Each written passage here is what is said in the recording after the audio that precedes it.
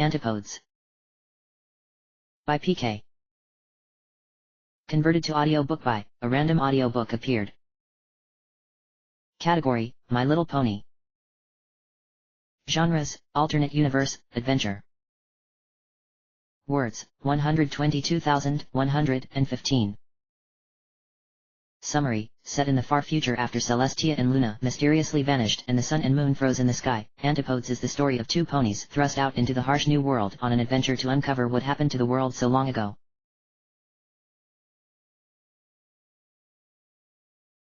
Chapter 1.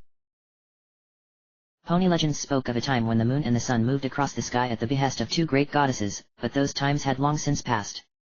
One day, they simply went missing. No trace or hint of their whereabouts were ever found, and worse, the sun and moon froze in place above the planet. At first it hadn't been too bad. Ponies on the daylight side frolicked and enjoyed the constant sunshine, while the ponies on the night side enjoyed the cool calm of the world at night. Then, things began to take a turn for the worse. 10,000 years later. Jigsaw's horn shone a blue light on the dark walls of the cave. A creamy yellow Pegasus trotted along behind him. Both shot glances over their shoulders every few minutes. "Are you sure we're going the right way, Jigsaw?" said the Pegasus.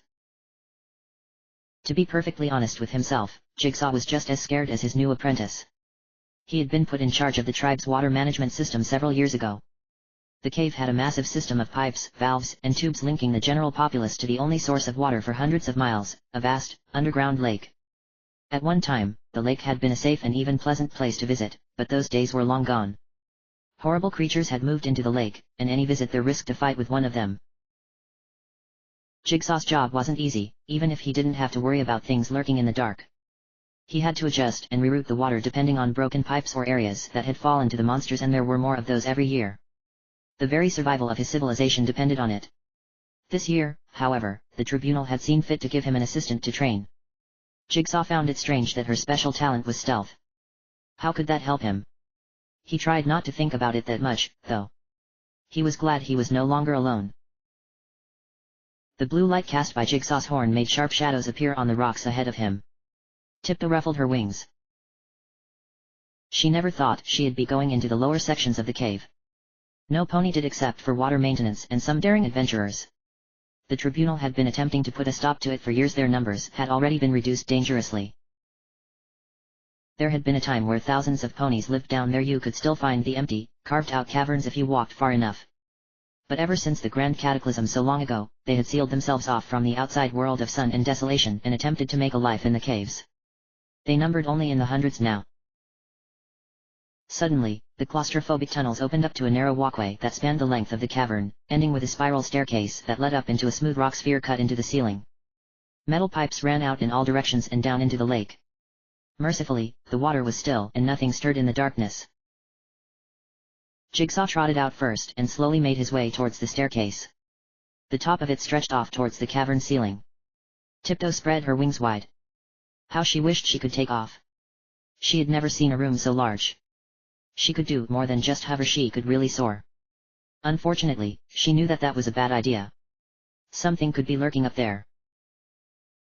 Back with the tribe, the largest room they had was the main chamber, and that was no more than the height of 20 ponies.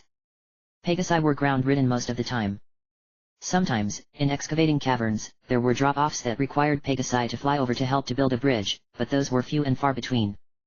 Pegasi were still treated well. The tribunal was made of 2 delegates from each type of pony, but the Pegasi as a race were declining.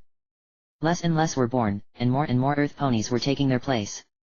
Some Pegasi never even got their cutie marks at all. Tiptoe was one of the lucky ones. Her feather cutie mark represented her lightweight and ability to sneak, which had proven very useful when attempting to clear out monster infestations. That's how she came to be assigned to work with Jigsaw. She was supposed to find ways around creatures instead of confronting them. "Come on, Tip!" Jigsaw yelled at the Pegasus. She was simply standing there at the tunnel mouth, her wings spread wide, her jaw agape. "Silly pony," he said to himself. "She wouldn't last a second on her own." He knew the feeling, though. The cavern was the largest room in the entire cave complex, so large that no pony had ever walked the circumference around the lake, or at least, no pony that tried ever made it back.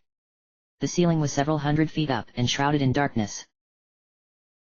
She trotted up to the staircase and clambered up the wide stone steps towards the stone sphere that served as the control panel for all the water systems throughout the cave. Even the sphere, which seemed tiny in this enormous cavern, was wide enough inside for about 30 ponies to stand abreast.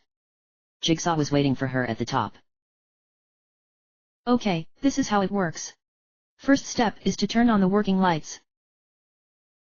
He flipped a switch and the room hummed to life. Various dials and gauges on the walls began moving, and from somewhere up above a ticker began printing readouts on paper that had yellowed with age.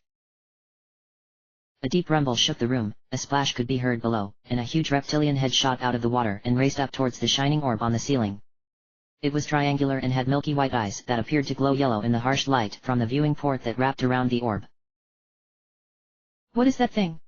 Jigsaw yelled, jumping behind Tiptoe and putting his horn out hastily. I've never seen anything like it. Amazingly, seeing the two ponies in the room, the serpent appeared to recoil and slink back into the water. The two ponies looked at each other and shared a nervous giggle.